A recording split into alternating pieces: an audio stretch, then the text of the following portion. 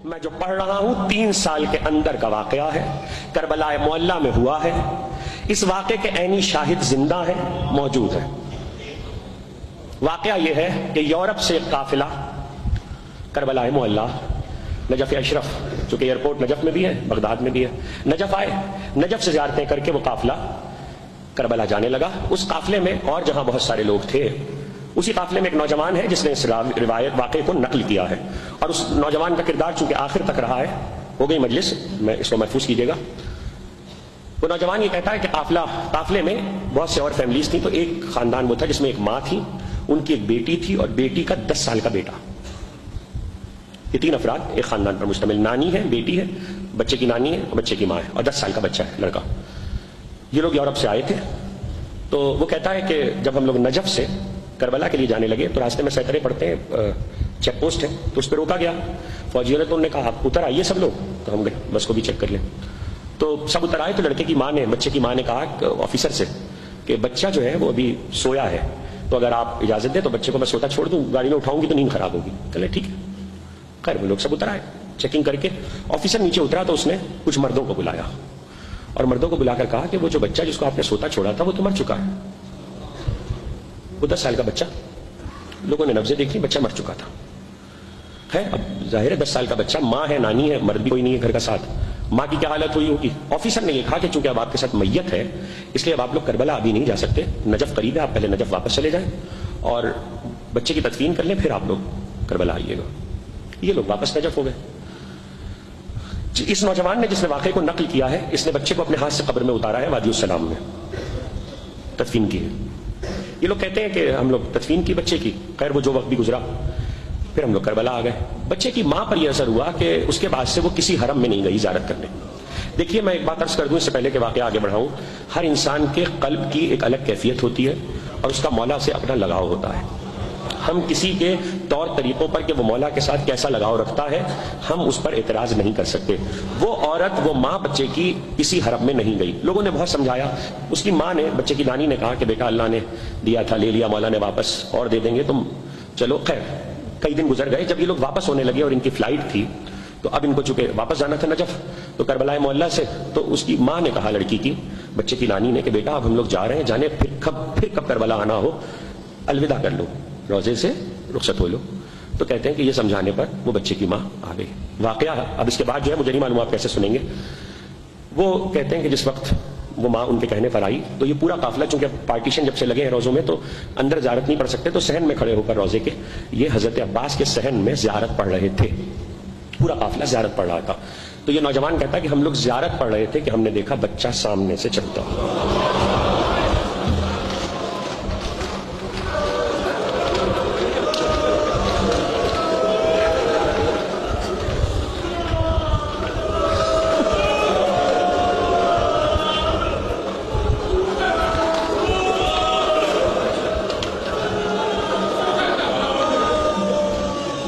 بچہ سامنے سے چلتا ہوا ہے حضرت ابو الفضل کے صحن میں۔ وہ کہتے ہیں کہ ہم لوگ بھول گئے کہ ہم کیا کر رہے تھے، ہم بھول گئے کہ ہم کیا کر رہے تھے، اور بچہ ماما ماما ماں کہتا ہوا ماں کی طرف لپکا۔ ماں نے بچے کو تڑپ کے گلے سے لگایا، بیٹا تم کہاں تھے؟ بچہ یہ کہہ رہا اماں میں تو آپ کو ڈھونڈ رہا تھا۔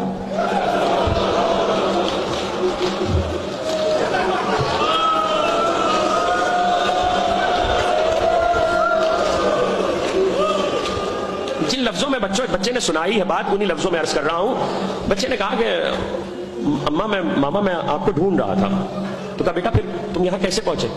کہا ماما میں آپ کو ڈھونڈ رہا تھا تو گھوڑے پر سوار ایک انکل آئے۔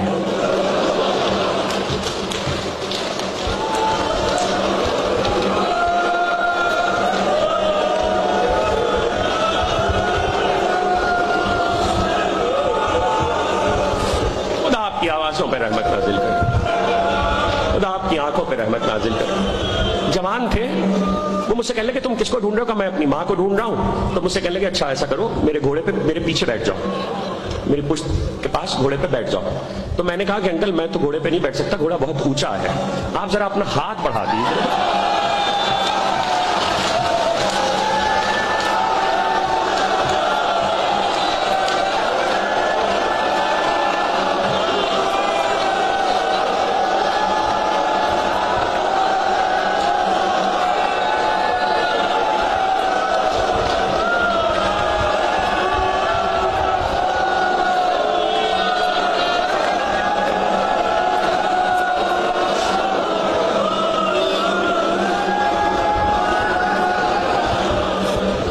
ہاتھ بڑھا دیجئے، میں آپ کا ہاتھ پکڑ کے گھوڑے پہ سوار ہو جاتا ہوں۔ تو انہوں نے کہا بیٹا میرے ہاتھ نہیں ہے،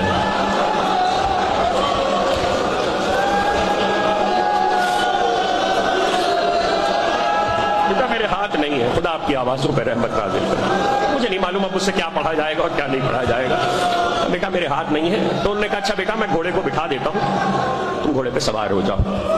تو وہ کہتا ہے بچہ کہ انہوں نے گھوڑے کو بٹھا دیا، میں گھوڑے پہ سوار ہوا، جب گھوڑے پہ سوار ہوا تو جیسی سوار ہوا انہوں نے گھوڑے کو بلند کیا تو میں نے دیکھا ایک اور گھوڑا ہے اور اس پر بھی ایک سوار ہے اور وہ عمر میں ان سے بڑے ہیں۔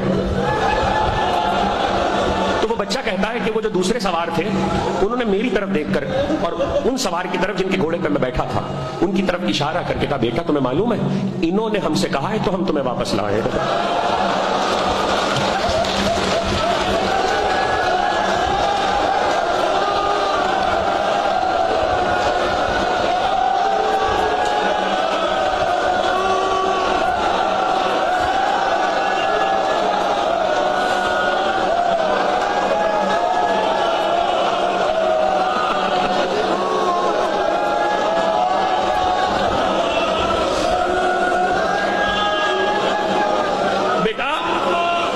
انہوں نے ہم سے کہا ہے تو ہم تمہیں واپس لائے ہیں۔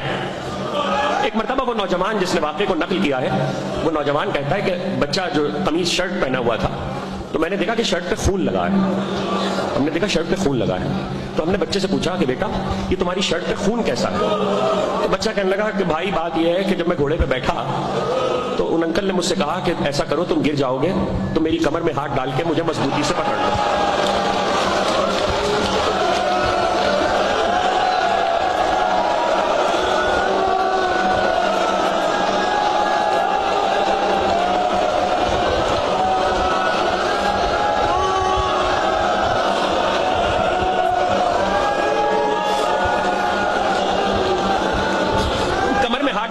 مجھے مضبوطی سے پکڑ لو بھائی، میں نے انہیں کمر میں ہاتھ ڈال کے مضبوطی سے پکڑ لیا، ان کے بدن پہ جو لہو لگا تھا وہ میرے لباس پہ لگ گیا، میری شرٹ پہ لگ گیا۔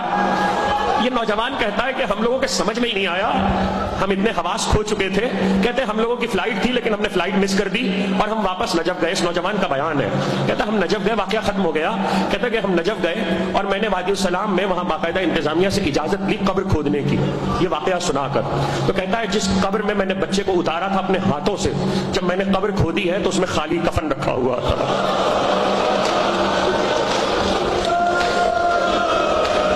آپ رو چکے ہیں، میں پڑھ چکا، بس مجھے ایک جملہ کہنا ہے، اس کے بعد شاید میری بھی ہمت نہ ہو کچھ پڑھنے کی۔ ہاتھ جوڑ کے عباس کی بارگاہ میں اتنا کہوں گا، اے ماں کے لیے بچے کو واپس لانے والے، سکینہ تماچے